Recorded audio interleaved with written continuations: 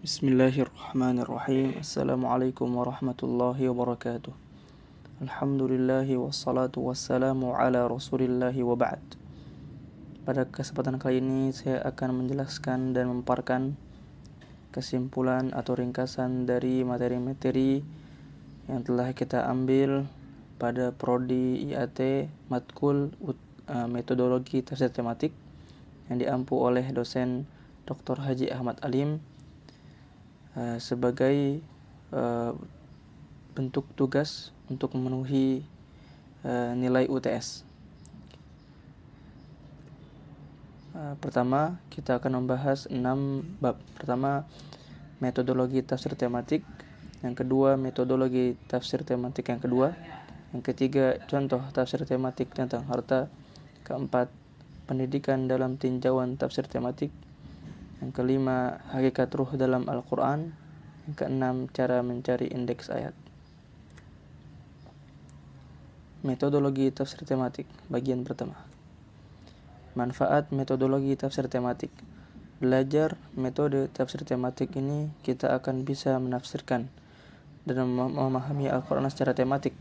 Dan tafsir tematik ini memudahkan kita dalam memahami persoalan yang muncul belakangan pada masa ini, atau isu-isu kontemporer yang membutuhkan jawaban dengan pendekatan tafsir tematik karena ini bersifat praktis. Problem dalam menafsirkan Al-Quran kalau tidak berdasarkan ilmu ini sangat berbahaya. Hanya di kalangan mencoba menafsirkan Al-Quran hanya bermodal perasaan dan pengalaman pribadi yang tidak berlandaskan ilmu sehingga cocok logi.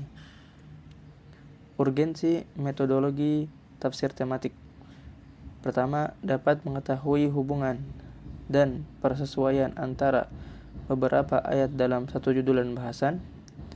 Kedua, mempermudah para akomodasi untuk mengetahui secara sempurna berbagai macam topik dalam Al-Quran dan pembahasan yang lebih fokus dan menyeluruh.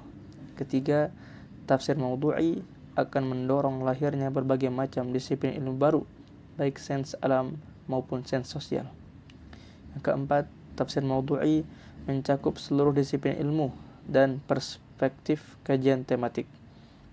Yang kelima, lebih praktis dalam menjawab tantangan zaman. Bab kedua, metodologi tafsir tematik bagian 2. Sejarah tafsir tematik. Periode Rasul. Tafsir tematik bukan kajian baru dalam Islam. Peletakan dasar-dasar telah dimulai sejak zaman Rasul Shallallahu Alaihi Wasallam, yaitu ketika beliau menafsirkan dengan ayat lainnya yang semisal. Sebagai contoh, ketika Rasulullah Shallallahu Alaihi Wasallam menafsirkan surat Al-An'am ayat 82 tentang konsep jiwa, bahwa jiwa akan tenang jika tidak tercampur kezaliman. Maka sahabat bertanya apa yang dimaksud kezaliman dalam ayat tersebut. Maka Nabi SAW menjelaskan bahwa kezaliman pada ayat tersebut adalah tentang kesyirikan. Periode sahabat.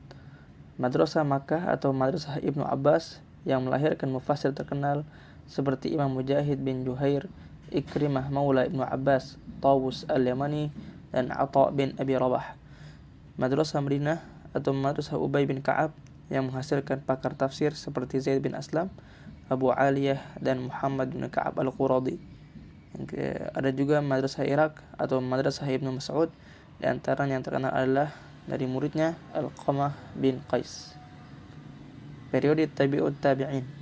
Tafsir pada masa ini mulai dibukukan yang dipelopori Ibnu Jarir At-Tabari dan mencantumkan sanad-sanad masing-masing penafsiran sampai ke Rasulullah Shallallahu Alaihi Wasallam, sahabat dan para tabi'in.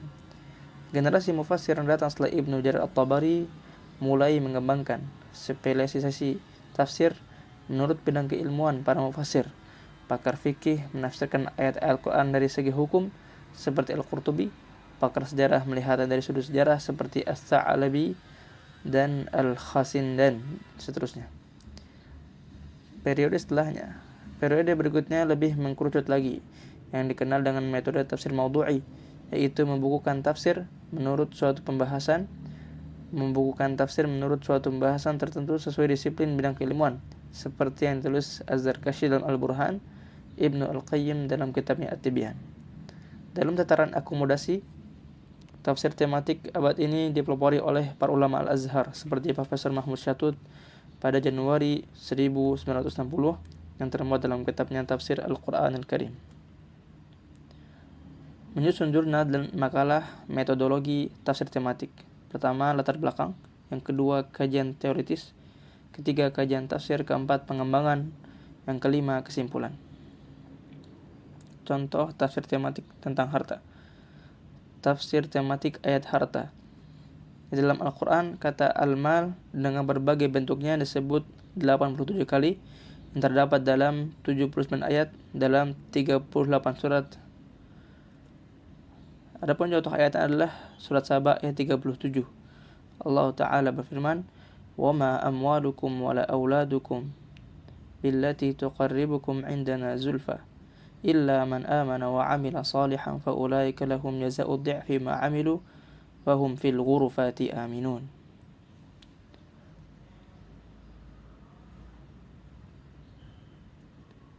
Bab keempat, pendidikan dalam tinjauan tafsir tematik. Problematika pendidikan. Pertama, kemerosotan umat Islam berawal dari kemerosotan di bidang ilmu. Yang kedua, disorientasi dalam mencari ilmu. Yang ketiga, cengkeraman peradaban barat mewariskan dikotomi ilmu antara science dan knowledge atau antara agama dan umum. Cengkeraman peradaban barat mewariskan dikotomi ilmu antara science dan knowledge. 5. Hakikat roh dalam Al-Quran. Contoh roh dalam Quran adalah surat Al-Baqarah 87 yang berbunyi walaqad atayna Musal kitaba walaqad atayna Musal kitaba, atau yang artinya Al-Baqarah ayat 87 artinya dan sesungguhnya kami telah mendatangkan Alkitab Taurat kepada Musa dan kami telah menyusulinya berturut-turut sudah itu dengan rasul-rasul. Atau dalam ayatnya walaqad atayna Musal kitaba wa qaffayna min ba'dihi birrusul وآتينا عيسى بن مريم البينات وأيدناه بروح القدس أفكلما جاءكم رسول بما لا تهوى أنفسكم استكبرتم ففريقا كذبتم وفريقا تقتلون. Keenam, cara mencari indeks ayat. Langkah-langkah mencari indeks ayat. Pertama, menentukan tema. Kedua, mengumpulkan ayat baik dengan isim dan fiil. Ketiga, diurutkan ayat-ayatnya. Yang keempat, dikaji dan dicari tafsirnya. Yang kelima, menyusun sistematika penulisannya. Terima kasih atas perhatiannya. Sekian, semoga Allah SWT menerima amalan ini dan semoga Allah memberkahinya. Dan juga mohon maaf apabila banyak kekurangan dan kesalahan. Subhanakallahumma bihamdika asyhadu an la ilaha illa anta astaghfiruka wa atubu ilaik. Wassalamualaikum warahmatullahi wabarakatuh.